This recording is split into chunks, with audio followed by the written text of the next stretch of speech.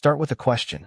Real-valued functions on a set can be multiplied pointwise as well as added and scaled, and so can the continuous ones.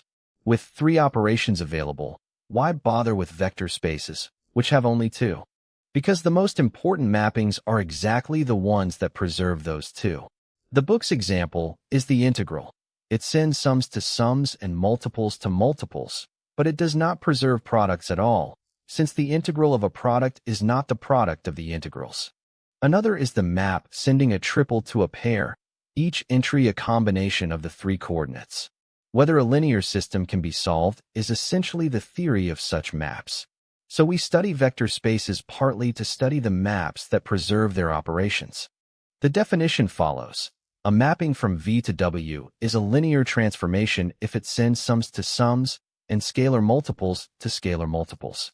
The 2 conditions combine into one x times alpha plus y times beta goes to x times t alpha plus y times t beta. By induction, this extends at once to any finite sum. A linear combination goes to the linear combination of the images with exactly the same coefficients. The property of the integral is a special case of this equation. Now to find every linear map whose domain is coordinate in space. Take a concrete one first. Fix 3 functions and send a triple to the combination having its 3 entries as coefficients. This is plainly linear. What is interesting is that the 3 functions can be read back off the map.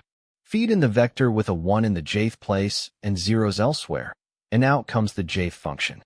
That n-tuple of images is what the book calls the skeleton of T. The theorem runs as follows. Given any n-tuple in W, the corresponding linear combination mapping is linear, and its skeleton is exactly that n-tuple. Conversely, every linear map out of coordinate in space equals the linear combination mapping of its own skeleton.